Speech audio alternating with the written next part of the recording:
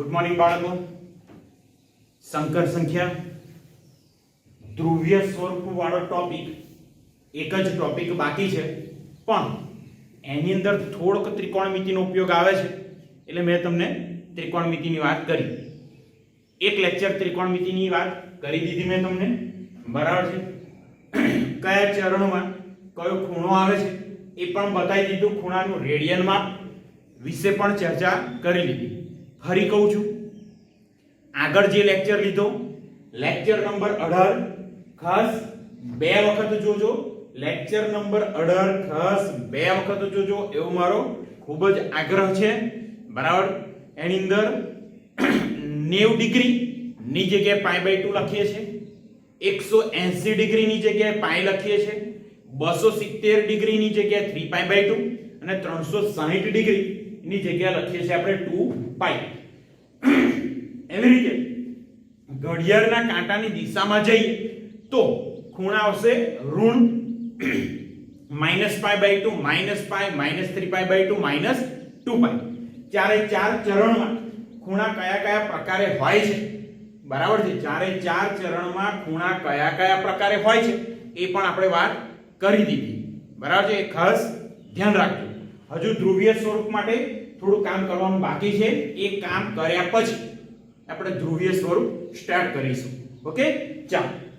હવે હું કંઈક લખું છું, ઓલ એસટીસી ના નિયમ, બરાબર છે. ઓલ એસટીસી તો અહીંયા આગળ લખી દીધું મેં, ઓલ એસટીસી, બરાબર. All STC. હવે આ શું છે ઓલ એસટીસી? એકમ વર્તુળની જ વાત છે. કાલે વર્તુળની વ્યાખ્યા, એકમ વર્તુળની વ્યાખ્યા આ બધી જ વાત કરી હતી, બરાબર છે. ઓલ એસટીસી શું છે? એકમ વર્તુળ પહેલા દોરી દઉં. ઘણા બધા કાલે એકમ વર્તુળ દોર્યા હતા, આજે પણ ફરી પાછું એકમ વર્તુળ ઉપર જ વાત કરવાની છે. x અક્ષ આ છે, y અક્ષ અહીંયા આગળ ઉગમ બિંદુ, બધા જાણો છો. એકમ વર્તુળ એટલે કેન્દ્ર કયું હશે? ઉગમ બિંદુ. અને ત્રિજ્યા કેટલી હશે? તો કે 1 એકમ, બરાબર છે. આ મેં વર્તુળ એક દોરી દીધું. ઓલ એસટીસી નો મતલબ શું છે એ પણ કહું છું, બરાબર છે. એ પહેલા થોડાક અહીંયા બિંદુઓ લખી દઈએ. કાલા બધા બિંદુ લખ્યા હતા, A10 અહીંયા આગળ, B01 અહીંયા આગળ આવશે, A' -10 અને અહીંયા આગળ આવશે B'0 -1, બરાબર છે. હવે ખૂણા અહીંયા આગળ કયા કયા છે એક વખત જોઈ લઈએ. θ બરાબર 0 લખી શકો, θ બરાબર π/2, θ બરાબર π, θ બરાબર 3π/2 અને θ બરાબર 2π. અને નેગેટિવ સાઈડ પર જાઓ તો θ બરાબર 0 તો અહીંયા ખરા જ, θ બરાબર -π/2, θ બરાબર -π અને θ બરાબર -3π/2, θ બરાબર -2π. ચારે ચાર ચરણમાં પાછા ખૂણા પણ જોયા હતા. જેમ કે અહીંયા π/2 હતો તો π/2 - θ લખી શકો. અહીંયા આગળ π/2 + θ અથવા π - θ, અહીંયા π + θ અથવા તો 3π/2 - θ, 3π/2 + θ અથવા 2π - θ. આગળ જાઓ તો 2π + θ. ઋણ બાજુ જઈએ તો -π/2 અહીંયા હતા. તો ચોથું ચરણ, તો ચોથા ચરણનો ખૂણો કયો? કે -π/2 + θ. આગળ જાઓ તો -π/2 - θ, અહીંયા -π + θ -π - θ, -3π/2 + θ -3π/2 - θ, -2π + θ -2π - θ. આ બધી જ વાત આપણે કાલે કરી ચૂક્યા છે. ખાસ ધ્યાન રાખજો. ઓલ એસટીસી ના નિયમો એટલે અહીંયા આગળ પહેલા ચરણમાં હું લખી દઉં છું ઓલ, બીજા ચરણમાં મેં લખ્યા s, ત્રીજા ચરણમાં t અને અહીંયા આગળ મેં લખી દીધા c. મતલબ પ્રથમ ચરણમાં તમે 10મા ધોરણમાં જે પણ કામ કર્યું બધું જ પ્રથમ ચરણમાં કામ કરી ચૂક્યા છો. બધું જ પ્રથમ ચરણમાં કામ કરી ચૂક્યા. એટલે તમે ક્યારે પણ ત્રિકોણમિતિય ગુણોત્તર શોધ્યો હશે તો એનો આન્સર હંમેશા તમે ધન લીધો હશે. કારણ કે એવું લખ્યું હતું કે θ લઘુકોણ હોય. લઘુકોણ એટલે 90 ડિગ્રી કરતા નાનો ખૂણો, 90 ડિગ્રી કરતા નાનો ખૂણો. θ ગુરુકોણ હોય 180 ડિગ્રી કે એના કરતા વધારે હોય તો શું? એ પણ વાત કરી લઈએ. પાછું વધારાનું આપણે એવી વાત કરી હતી કે જો અહીં આગળ પહેલા ચરણમાં કોઈ પણ બિંદુ હોય તો એના યામ કયા આવે? પ્લસ પ્લસ પ્રકારના. બરાબર છે. બીજા ચરણમાં આવે તો x યામ ઋણ y યામ ધન. અહીં આગળ ઋણ ઋણ અને અહીં આગળ આવશે x યામ ધન y યામ ઋણ. બરાબર છે. પ્રથમ ચરણમાં બધા જ ત્રિકોણમિતીય વિધેય કેવા આવશે? ધન આવશે. બીજા ચરણમાં s એટલે sin અને એનું વ્યસ્ત. sin અને એનું વ્યસ્ત કોણ? cosec. sin અને એનું વ્યસ્ત cosec એ શું આવશે? ધન. બાકીના બધા જ ત્રિકોણમિતીય વિધેય ઋણ આવે. ત્રીજા ચરણમાં t એટલે tan અને એનું વ્યસ્ત cot આ બંને ધન, બાકીના બધા ઋણ. અને છેલ્લા ચોથા ચરણમાં c એટલે cos અને sec આ બંને વિધેય આ બંને ગુણોત્તર ધન આવે. બાકીના બધા જ ગુણોત્તર ઋણ આવશે. અહીંયા લખી રાખું છું. બરાબર છે. બધા જ મુદ્દા બરાબર ખાસ ધ્યાન રાખજો અને આ લખવાના પણ છે. પ્રથમ ચરણમાં બધા જ ત્રિગુણોત્તર. બરાબર છે. ત્રિગુણોત્તર એટલે ત્રિકોણમિતીય ગુણોત્તર ધન થશે. ધન થાય. આગળ બીજો મુદ્દો બીજા ચરણમાં શું આવશે? બીજા ચરણમાં કોણ કોણ ધન આવે? તો sin અને તેનું વ્યસ્ત. બરાબર છે. sin અને તેનું વ્યસ્ત cosec. તો બીજા ચરણમાં sin cosec ધન થાય. બરાબર છે. ત્રીજા ચરણમાં અહીંયા લખું છું. ત્રીજા ચરણમાં કોણ કોણ ધન? તો t લખ્યો છે એટલે tan અને cot ધન થાય. અને છેલ્લા ચરણ એટલે ચોથા ચરણમાં કોણ ધન થશે? c એટલે કે cos અને sec. cos અને sec ધન થાય. બાકીના બધા જ ત્રિગુણોત્તર ઋણ થશે. પહેલા ચરણમાં જ શું થશે? ધન થશે. બરાબર છે. અત્યારે એકદમ બેઝિક માહિતી એકદમ ડિટેલમાં કહેતો નથી, થોડુંક ઉપર છેલ્લું કહી દઉં છું. ત્રીજું ચેપ્ટર શરૂ થાય એટલે બધું જ હું ફરી ભણાવવાનો છું. આ બધું જ ફરીથી આપણે વાત કરીશું. બરાબર છે. ત્યારે થોડીક ચર્ચા કરી લઈએ છીએ. હવે જો આગળ વાત કરીએ છીએ, ધ્યાન રાખજો.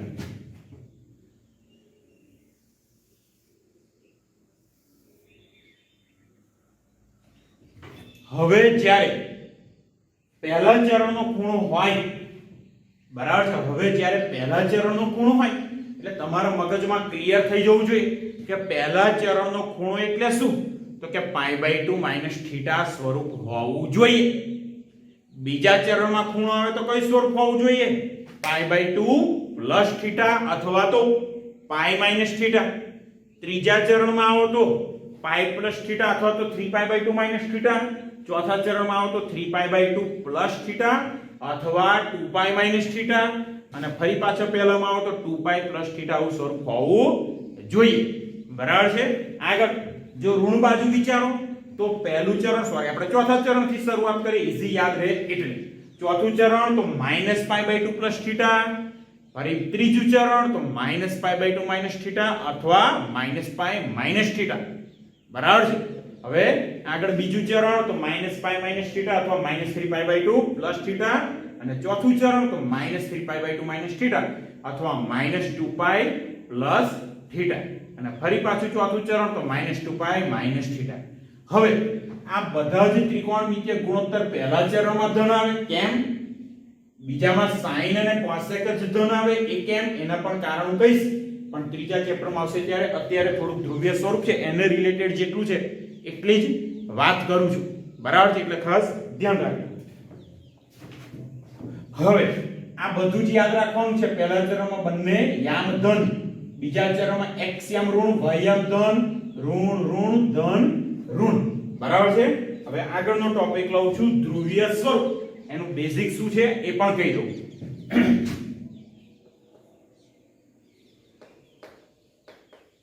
સંકર સંખ્યાનું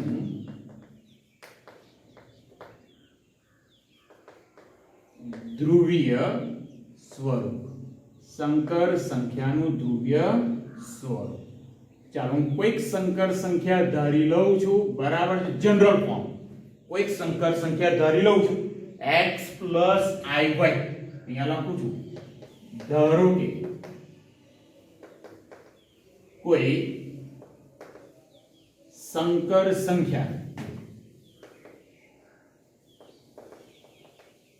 કઈ છે? z બરાબર x + iy belongs to c. બધું જ ઇન્ફોર્મેશન આવી ગઈ. સંકર સંખ્યા એટલે કોમ્પ્લેક્સ નંબર માં છે, પણ કૌંસમાં શરત એક મૂકું છું, x અને y કેવા છે? ધન છે. બરાબર. આવી કોઈક સંકર સંખ્યા મેં લીધી. હવે આ સંકર સંખ્યાને આર્ગંડ આકૃતિમાં તમને દર્શાવતા કદાચ આવડતું હશે. આર્ગંડ આકૃતિ એટલે ઇનડાયરેક્ટ ગ્રાફની અંદર અહીંયા આગળ x અને y બંને કેવી કિંમતો છે? ધન કિંમતો. બરાબર છે. ચાલો આપણે એને સંકર સંખ્યા એટલે આર્ગંડ આકૃતિમાં દર્શાવી દઉં. તો આ થયો આપણો y અક્ષ અને આ થયો આપણો x અક્ષ. ચાલો હવે અહીંયા આગળ x અને y બંને ધન છે. x એટલે કે વાસ્તવિક ભાગ ધન છે અને y એટલે કાલ્પનિક ભાગ પણ ધન છે. હવે કદાચ તમને યાદ હોય તો આપણે એને વાસ્તવિક અક્ષ પણ કહીએ છીએ. બરાબર છે. આ શું છે? વાસ્તવિક અક્ષ. અને આ કઈ છે? તો કે કાલ્પનિક અક્ષ. વાસ્તવિક અક્ષ અને કાલ્પનિક અક્ષ. હવે x અને y ને કેવી રીતે દર્શાવીએ છીએ? ખાસ જોજો. ખાસ અહીંયા આગળ ધ્યાન રાખો. ધારો કે x એટલે કે વાસ્તવિક અક્ષ પર આવશે. ધારો કે x એટલે કે 2 છે, તો અહીંયા આગળ આપણે 2 લેવાના, તમને કદાચ ખબર જ છે. અને y એટલે ધારો કે 3, તો 3 લેવાના અને જ્યાં ભેગા થાય આ બિંદુ થઈ ગયું x y, એટલે કે આપણી સંકર સંખ્યા જે આપેલી છે z a. બરાબર છે. આ સંકર સંખ્યા z. તો અહીંયા આગળ હું એ બિંદુ કહી દઉં છું a. બરાબર છે. x y. આટલું અંતર ઓબ્વિયસ છે, x છે, અને આટલું અંતર y છે. હવે ખાસ ધ્યાન રાખજો અને સમજજો. અહીંયા આગળ OA ઉગમ બિંદુથી સંકર સંખ્યાનું અંતર આપણે વાત કરી ચૂક્યા છે આર્ગંડ આકૃતિમાં. ઉગમ બિંદુથી સંકર સંખ્યાનું અંતર એટલે થાય માનાંકનું. બરાબર છે. તો અહીંયા આગળ લખી રાખું છું. અહીં OA બરાબર માનાંકમાં z બરાબર શું લખાશે ને? તો કે વર્ગમૂળમાં x નો વર્ગ વત્તા y નો વર્ગ. બધા જ જાણો છો. બરાબર છે. માનાંક એ જાણો છો. હવે આને પર્ટિક્યુલર મેં એક સિમ્બોલ આપી દઉં છું. તો આને સિમ્બોલ આપીએ છીએ r. એટલે આ અંતર થયું માનાંકમાં z બરાબર r. બરાબર છે. શું થયું? માનાંકમાં z બરાબર r OA. તથા આપણે એવું કહી શકીએ કે OA, સાંભળજો બાળકો, ખાસ સાંભળજો, OA x અક્ષની ધન દિશા સાથે, OA OX સાથે થીટા માપનો ખૂણો બનાવે છે. OA OX સાથે કેટલા માપનો ખૂણો બનાવે છે? થીટા માપનો ખૂણો બનાવે છે. બરાબર છે. OA એ OX સાથે થીટા માપનો ખૂણો બનાવે છે. ખાસ ધ્યાન રાખજો. બરાબર છે. અહીંયા આગળ આપણે ધારી લઈએ છીએ કે અહીંયા આગળ OA એ OX સાથે થીટા માપનો ખૂણો બનાવે છે. લખી રાખું છું. બરાબર છે. જોઈ લઈએ આપણે. અહીં OA એ x અક્ષની ધન દિશા સાથે, x અક્ષની ધન દિશા સાથે થીટા માપનો ખૂણો બનાવે છે.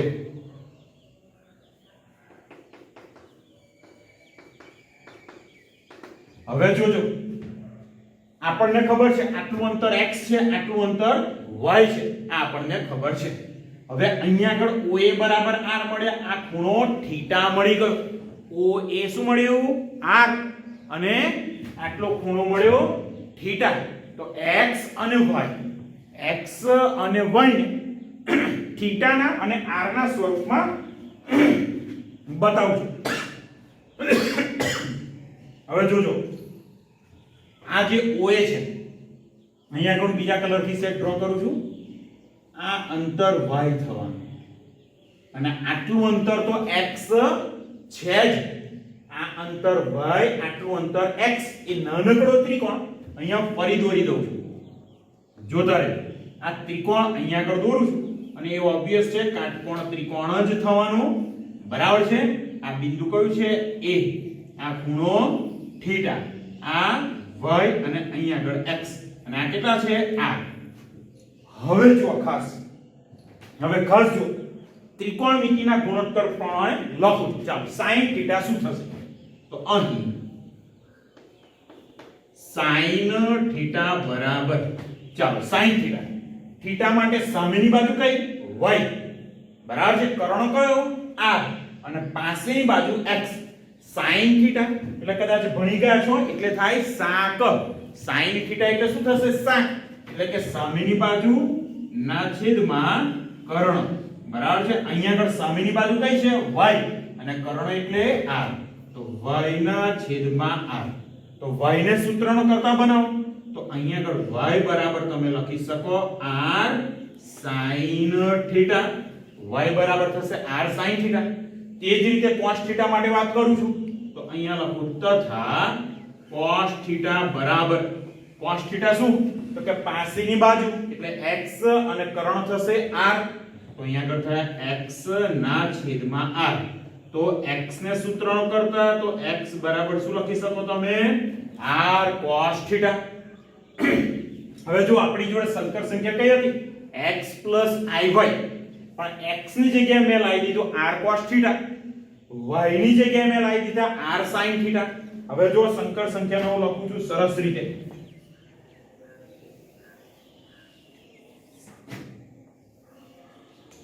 તો હવે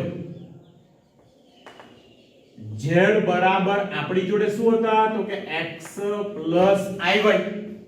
x ની જગ્યાએ લખી દઉં r cos થીટા, y ની જગ્યાએ r sin થીટા.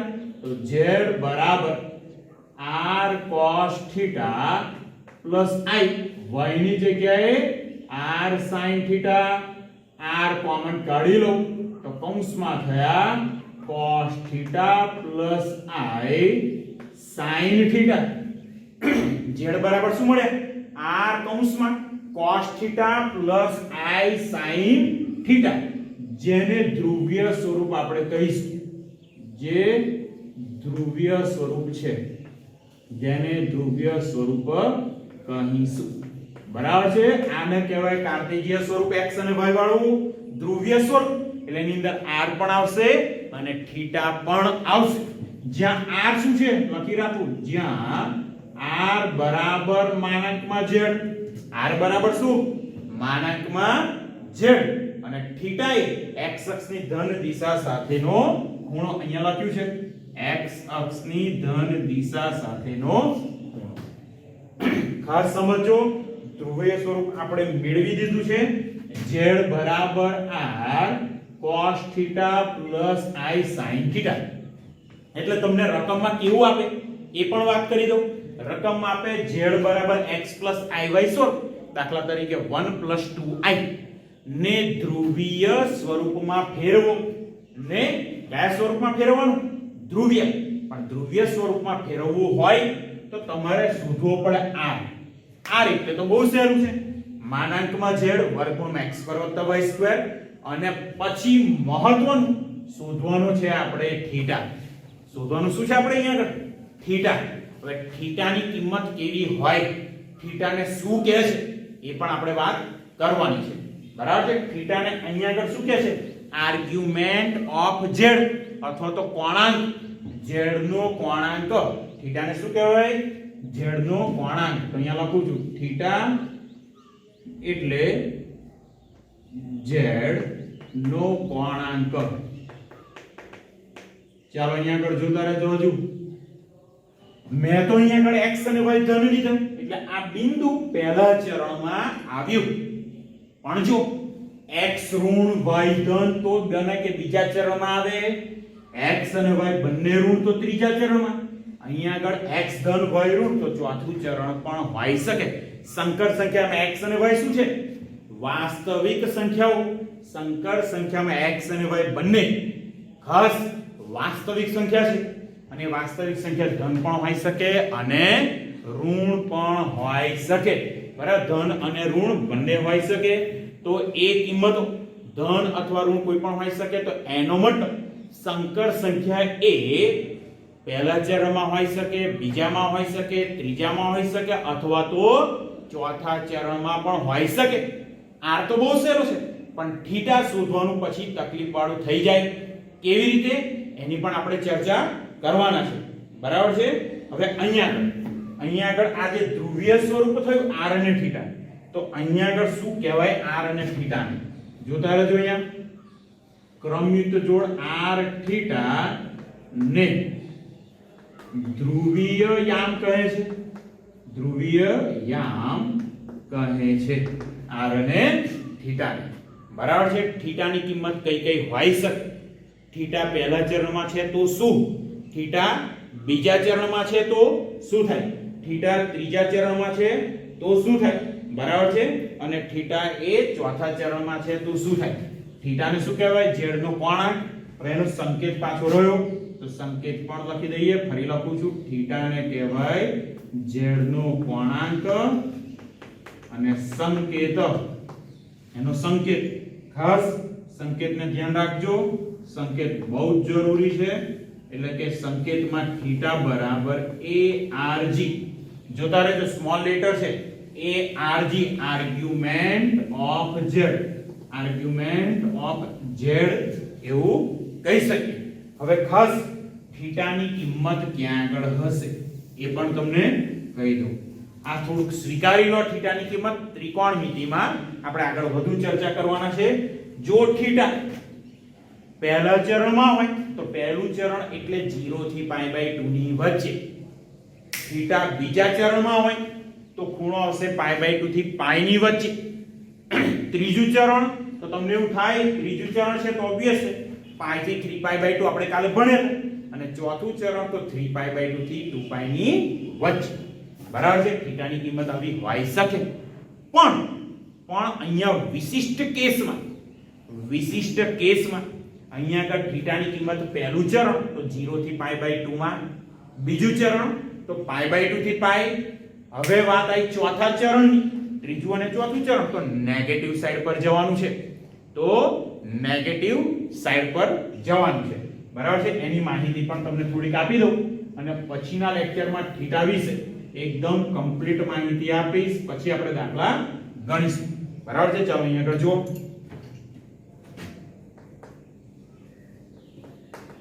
કોણાંક થીટા માટે, ચાલો કોણાંક થીટા માટે વાત કરી લો, બરાબર છે? ફરી પાછું સહેજ નાનકડું એકમ વર્તુળ દોરી દઉં છું. આપણી y અક્ષ છે, આપણી x અક્ષ છે, બરાબર છે? એકમ વર્તુળ કદાચ ચાલી જશે, ચાલો દોરવાની જરૂર મને નથી લાગતી. પણ થીટા પહેલા ચરણમાં છે તો આકૃતિમાં જ હું બધું દર્શાવી દઉં એટલે તમે એકદમ ક્લિયર થઈ જશો, બરાબર છે? એટલે x અને y બંને ધન, x અને y બંને ધન તો થીટા ક્યાં આવશે? પ્રથમ ચરણમાં. અહીંયા લખી રાખી પ્રથમ ચરણ. અને પહેલું ચરણ એટલે થીટાની કિંમત કઈ આવશે? તો કે 0 less than or equal to theta less than or equal to π/2. આ પહેલા ચરણની વાત થઈ ગઈ. હવે બીજું ચરણ, તો બીજું ચરણ ક્યારે આવે? તો કે x પોતે ઋણ હશે અને y પોતે ધન હશે. x ઋણ y ધન તો થીટા એ બીજા ચરણમાં આવશે. તો અહીંયા લખી દઉં બીજું ચરણ, બરાબર છે? અને બીજું ચરણ એટલે અહીંયા સ્વીકારીશું કે ખૂણો આવશે π/2 થી π ની વચ્ચે, π/2 થી π ની વચ્ચે. બાળકો બિલકુલ અહીંયા ધ્યાન રાખજો, બરાબર છે? બિલકુલ ધ્યાન રાખજો. અને અહીંયા આગળ થોડું આગલા લેક્ચરનો પણ ઉપયોગ કર્યો છે આગળ. હવે જો થીટા એ ત્રીજા ચરણમાં છે તો એનો મતલબ શું થયો? x પોતે ઋણ, y પોતે પણ ઋણ, x અને y બંને ઋણ. તો એનો મતલબ થયો થીટા એ ત્રીજા ચરણમાં છે. થીટા કયા ચરણમાં? ત્રીજા ચરણમાં. અને હવે ત્રીજું ચરણ એટલે લખીએ છે શાંતિથી, બરાબર છે? ત્રીજા ચરણનો ખૂણો લખું છું. અને ચોથું ચરણ તો એનો મતલબ x ધન અને y ઋણ. તો થીટા એ કયા ચરણમાં આવી ગયું? ચોથા ચરણમાં. થીટા એ ચોથા ચરણમાં છે, બરાબર છે? થીટા ચોથા ચરણમાં. હવે ચોથા ચરણમાં તો ખૂણો આપણે 3π/2 થી 2π ન લેતા, થીટાની કિંમત 3π/2 થી 2π ન લેતા ઋણ સાઈડનો ખૂણો, ઋણ સાઈડનો ખૂણો એટલે કયો? -π/2 less than or equal to theta less than or equal to 0, બરાબર છે? અને ત્રીજું ચરણ તો -π/2 થી નાનું, -π less than or equal to theta less than or equal to -π/2. તો મારે અહીંયા આગળ ખૂણા દર્શાવવા હોય તો અહીંયા ખૂણો દર્શાવી શકું થીટા બરાબર 0, થીટા બરાબર π/2, થીટા બરાબર π.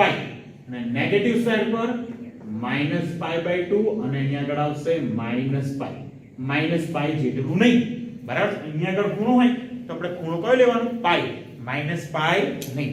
તો જો થીટાની કિંમત અહીંયા લખું છું, જો થીટા ની કિંમત -π less than theta less than or equal to, બરાબર? -π less than or equal to π માં લઈએ તો થીટાને શું કહેવાય? થીટાને મુખ્ય કોણાંક કહે છે. થીટાને મુખ્ય કોણાંક કહે છે. કોણાંકનો મતલબ થીટાની તમે કોઈ પણ કિંમત લઈ શકો 0 થી 2π ની વચ્ચે પણ જો થીટાની કિંમત તમે અહીંયા આગળ લીધી -π less than theta less than or equal to π, તો થીટાને શું કહેવાય? મુખ્ય કોણાંક. અને અહીંયા ધ્યાન રાખો સંકેતમાં કોઈ જ ફરક પડવાનો નથી. તો અહીંયા એ પણ લખી રાખું છેલ્લી લીટી, તો અહીંયા આગળ આવશે મુખ્ય કોણાંક. મુખ્ય કોણાંક એટલે કે થીટા. સંકેત એનો આ જ રહેશે, આર્ગ્યુમેન્ટ ઓફ z, બરાબર છે? આગલા લેક્ચરમાં આપણે સંપૂર્ણ થીટા ઉપર જ વાત કરવાના છે, સંપૂર્ણ મુખ્ય કોણાંક ઉપર જ વાત કરીશું. ઓકે, આજે અહીંયા પૂરું કરું છું. આ ગઈકાલનો લેક્ચર, આ લેક્ચર ખાસ 2 વખત જોજો. ઓકે.